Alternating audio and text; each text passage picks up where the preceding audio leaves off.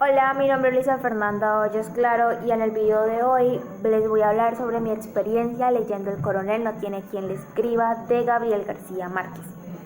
Gabriel García Márquez fue un periodista y escritor colombiano conocido mejor como Gabo. Nació el 6 de marzo de 1927 en la ciudad de Aracataca. El libro que me leí fue El coronel no tiene quien le escriba. Es una novela de ficción que fue publicada en 1961. Esta se remonta en la muerte del hijo de Gabriel García Márquez y es el principal tema en toda la novela, ya que se tiene el personaje principal que es el coronel, la esposa del coronel, su hijo Agustín, que ya falleció, y el gallo, que fue lo único que les dejó. El coronel se hizo coronel a los 20 años, pero ya estaba retirado.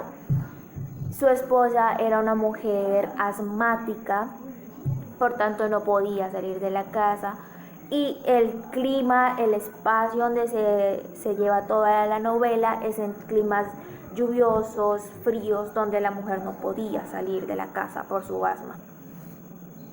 Está también el doctor, que es el que revisa a la esposa del coronel. La novela comienza con la muerte de una de las personas del pueblo. En esa parte, Gabriel García Márquez se enfoca mucho en describir cómo se vistió, cómo eran los zapatos, que se puso el traje de bodas para ir al funeral de esa persona y ir a dar el pésimo a la madre. Tras la muerte de su hijo Agustín, el coronel y su esposa vivían en pobreza, llegado el caso que había días en que no comían nada, tan solo una taza de café. El día del funeral, el coronel estaba lloviendo, así lloviendo bajo al pueblo. Él se la pasaba con los sastres, que eran los amigos de Agustín. Bajaba, se quedaba pasar su tiempo ahí, o en el doctor, esperando a que llegara la nave con las cartas, esperando que un día de estos llegara la carta en la cual decían que ya iba a reducir su pensión. El coronel llevaba esperando su pensión durante 14 años. El doctor un día le regaló unos periódicos, que era lo que principalmente le esperaba en la nave, los periódicos, en los que generalmente publicaban la lista de los próximos pensionados o a pensionarse. No apareció en ninguna lista, ni él apareció en la lista. Los hechos se rebasan principalmente en cómo sobrevivían el coronel y su esposa para cuidar, poder comer y poder criar al gallo. ¿Qué papel cumple el gallo? El gallo era la única herencia que les dejó Agustín y era la única esperanza que tenía todo el pueblo, ya que le daban estímulos al coronel que el gallo era muy buen peleador y llegada la fecha de la pelea iba a ganar. Si el gallo ganaba, de las ganancias le daban el 20% al dueño del gallo, que es el coronel. El coronel se basaba principalmente en todo lo que podía conseguirle, le conseguía maíz con agua al gallo.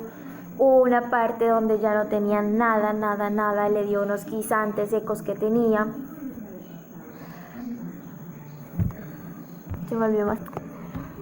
El coronel estaba enfermo, no solo de hambre, pasaba noches con fiebre, con dolores estomacales, con mal aspecto. El doctor por general iba y los visitaba a la esposa y le revisaba su asma, cómo progresaba a la casa de ellos. Y siempre le decía que con esa asma él podía ir y esperar a que todo el pueblo se muriera. Pero eso no era verdad. Ella cada día empeoraba más. Le costaba respirar, dormir, pararse. Como ya dije, el coronel pasaba sus días, todos los días bajaba al pueblo, se quedaba en la sastrería, pasaba por un doctor, esperando que algún día llegara su dicha carta. El título de la novela, El coronel no tiene quien le escriba, se basa principalmente porque en la novela se establece, se dice esa frase. Un día, él esperando una carta, el doctor llegó, repartió, entregó y al final dijo, como siempre, para el coronel, hoy no hay nada. Y el coronel, el cual le respondió, Al fin no tengo quien me escriba. En el próximo capítulo, el cartero llegó con su bolsa, entregó al doctor sus periódicos, el resto de cartas, y como antes de despedirse le dijo, bueno, el coronel no tiene quien le escriba. De allí su título.